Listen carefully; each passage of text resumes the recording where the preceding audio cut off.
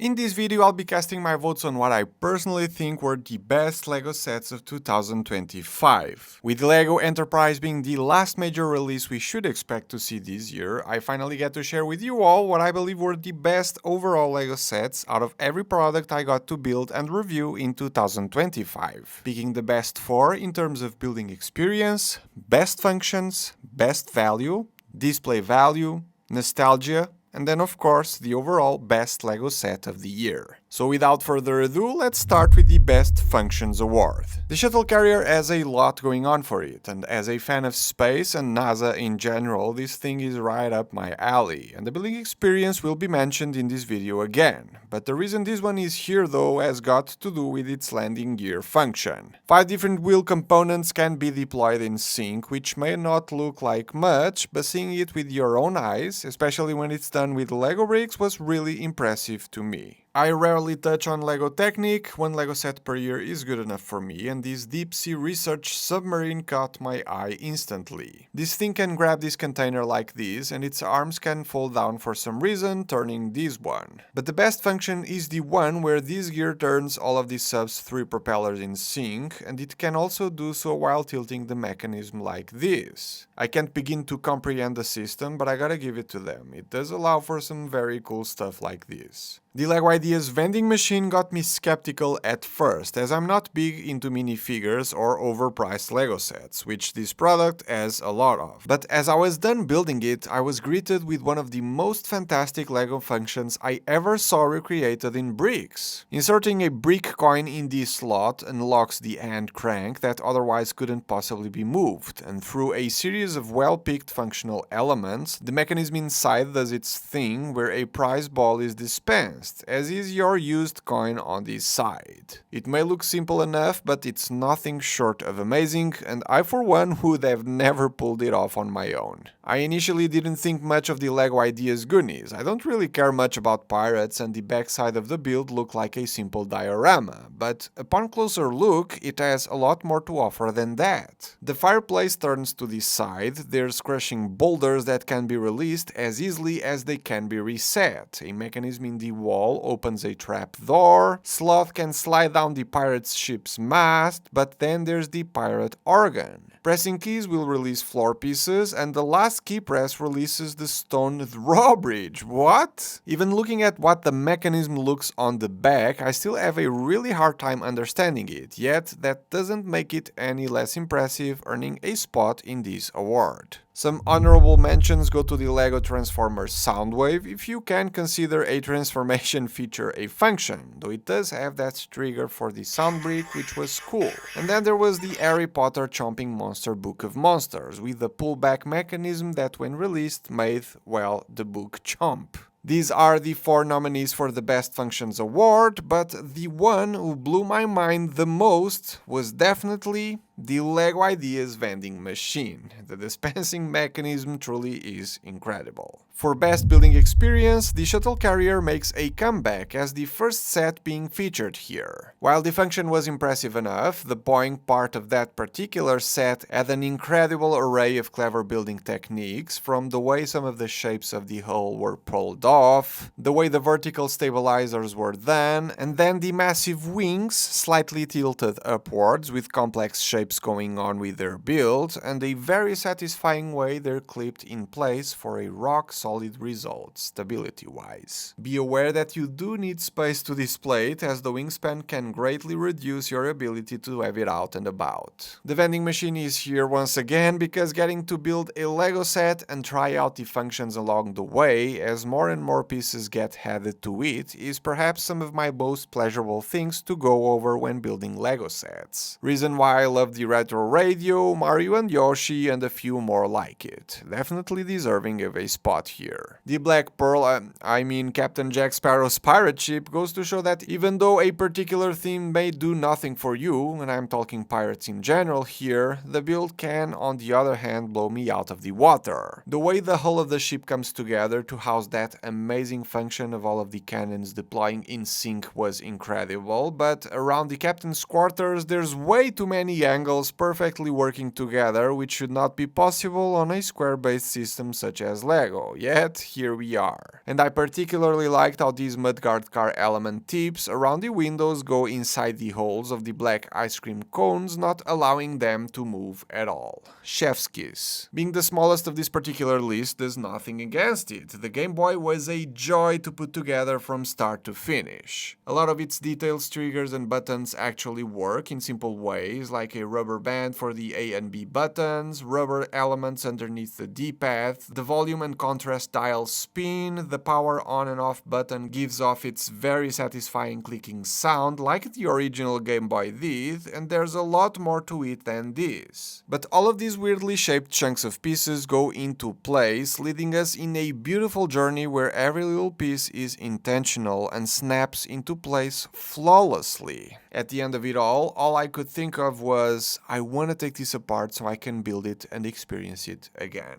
That's how good of a building experience this set was. So while these are the 4 nominees for the Best Building Experience Award, after raving so much about the last one, it won't come as a surprise that the Game Boy took the prize for this category. More often than not, less is more in my eyes. Best value often is a combination of several factors, and the two-door corner opens up this section for the sheer amount of pieces it has compared to its price. People say price per piece ratio isn't a good metric for value, but I really like it. It also had really inspired moments with its build, particularly the stripes of the two-door styled walls near the roof. It only packs printed elements, no stickers whatsoever, and it displays really nicely as well if you like these kinds of builds. So yeah, modular buildings usually are the best bang for your buck. The architecture Neuschwanstein Castle also delivers on sheer numbers alone. Almost 3,500 pieces for $280 is a great deal. You'll get a beautiful display piece if you enjoy these types of sets, or if you've been to the real-world location yourself, making this a great memento of the trip.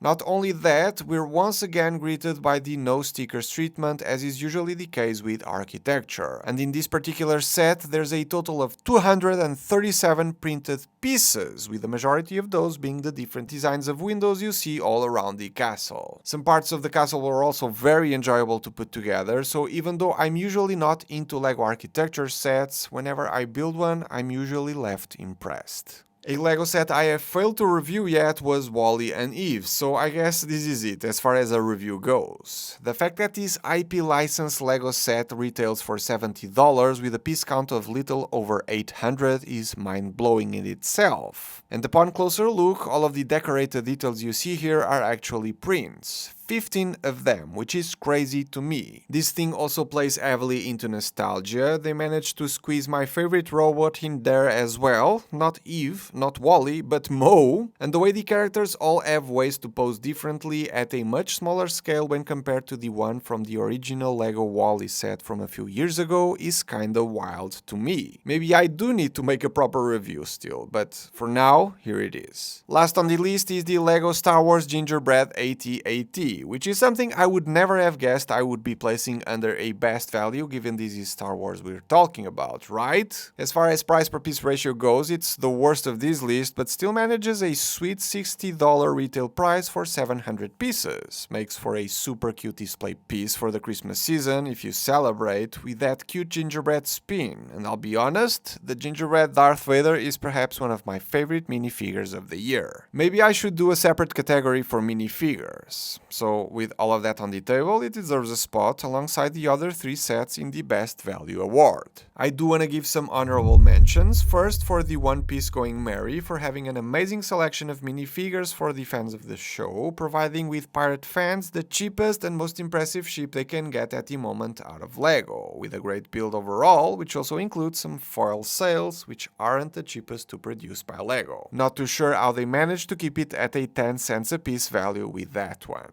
Another similar one is the playset Jango Fett Slave 1. The arguments are basically the same as those of the Going Merry, and I personally really like Kamino and minifigures for some reason. Not only that, the fact that you can get a much smaller, affordable, and still respectable version of the vehicle when there's the UCS version that costs 4 times as much, it is a no-brainer pick in my eyes. It was a tough choice to pick one set out of these 4, but I think WALL-E and Eve dominates here. Again, less is more, and I favor smaller and more affordable LEGO sets in general, as depending on which ones you get, they get you as much value if not more when compared to the $200+ releases. The Display Value Award is led by a very biased opinion of mine in the form of the Dinosaur Fossils Tyrannosaurus Rex set. Seeing that up on the shelf for most of the year has been a joy for me, and even though the required space to have this on is significant, which goes against the picks I usually go for in this category, I still like it very much. Jurassic Park and dinosaurs in general are one of my passion points, and building these very early on in the year was a highlight for me. It has the minifigures, it has the Eden Easter eggs, the info plaque you can choose to remove if you'd like to display it another way, and works incredibly well as a standalone display piece. I'll keep it there for next year too, so that's saying a lot about it when I take most LEGO sets I build and review apart after I'm done with them. The LEGO Ideas Luxo Junior is one of those that make you go, is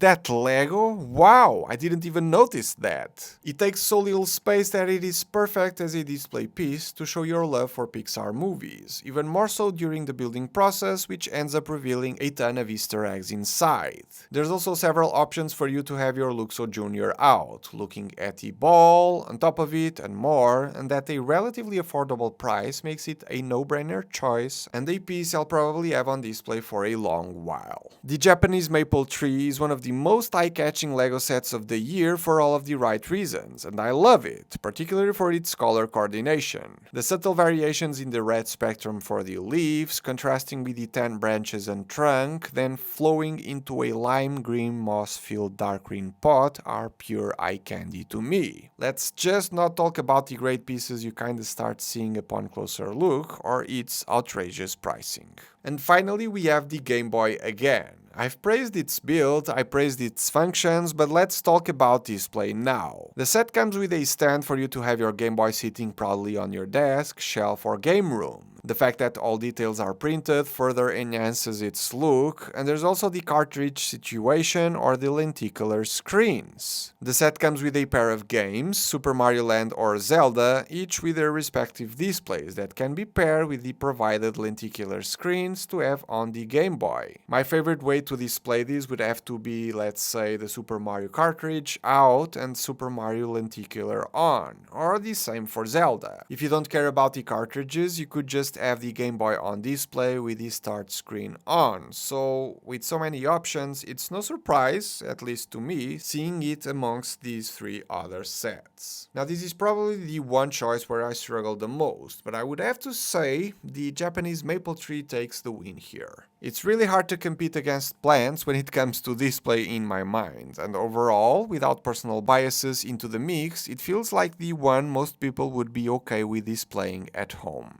Nostalgia is another war that starts off with the Dinosaur Fossils T-Rex for me. The reasons why I like it so much in the display value category are the same here, even more so here. I can't tell you the amount of times I've watched the VHS tape of Jurassic Park as a kid, and the skeleton does remind me of the one we get to see in the visitor center. It was a dream LEGO set that came true. Not close to whatever the upcoming Pokemon or Power Ranger sets end up becoming, hopefully good, but the third best option for sure. WALL-E and Eve is once again featured, and if you think this might be a weird pick, do keep in mind that the movie is almost 20 years old. It came out when I was in college, so it kinda warrants the nostalgia title, at least to me. And as an animation student myself, this thing was a very strong reference of what I wanted to pursue professionally at one point in my life, so yeah, very personal opinion on this one. And here's the Game Boy again. Released 2 years later after I was born, I actually never owned one, though I came across a few from friends and family over the years, and I did have a Game Boy Color myself to play Pokemon. With that said, for a lot of millennials like myself, the Game Boy is a generational icon tied in with lots of people's core memories of their childhood, and for that, he earns a spot. Last but not least, LEGO Ideas Gremlins Gizmo earns a spot for most of the same reasons the Game Boy did.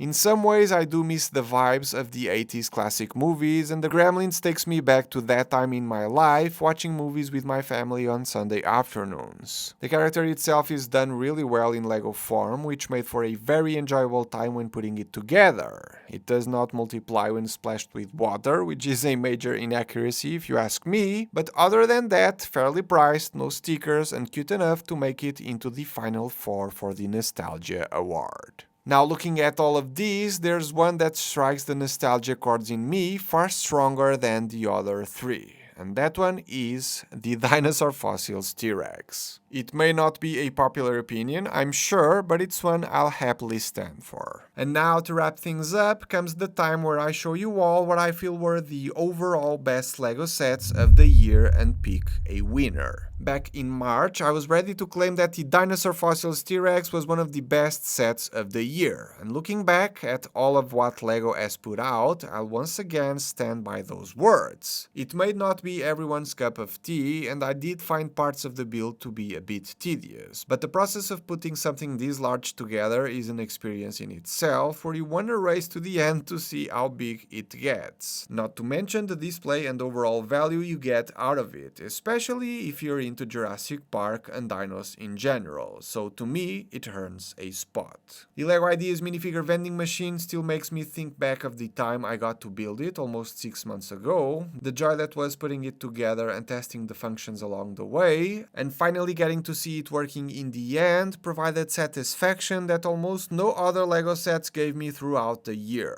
That, paired with the fact that it has an amazing minifigure selection for those who care, makes it a solid product. The only real downside is its price, which was borderline overpriced. WALL-E and Eve is the kind of LEGO set that makes you wonder why can't they all be like it. You have an IP product with a favorable price per piece ratio that makes for a great display piece, has neat play functions, and somehow in the midst of all of that manages to have all printed elements and no stickers. The perfect embodiment of that premium and only the best is good enough feeling that all LEGO products should have. And last but not least, no LEGO sets this year have blown my mind more than the Game Boy did. And while I talked about extensively how great it is, I haven't mentioned the attention and care with detail that went into designing it outside of the building experience, the added value with functioning buttons, or the lenticular screens. I'm talking about how inside the build, the color choices match the circuit boards the console and the cartridges have, or how one of them has a battery to save the game while the other didn't, or how satisfying it is to trigger the on-off switch that ends up producing the same sound the original does. The only real downside to it is the price. $60 for 421 pieces is nothing close to WALL-E and Eve for instance, and while you do have lenticular screens and all prints, that does jack up production costs. Its retail price is the hardest pill to swallow.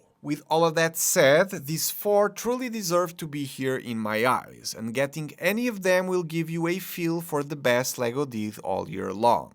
But WALL-E and Eve, as amazing as it is as a product, still is a playset at the end of the day, with nothing crazy about it besides the value it packs. At third, I'd have to place the T-Rex. Nostalgia alone doesn't make up for the lack of a brilliant building experience like the Game Boy or amazing function like the vending machine. Now, thinking back when talking to people, there's been a LEGO set I've recommended the most, the one that automatically entered my top 3 of all-time favorite LEGO sets ever, and one that I kept referencing over and over again in my videos, and the one I'd happily take apart to rebuild over and over again.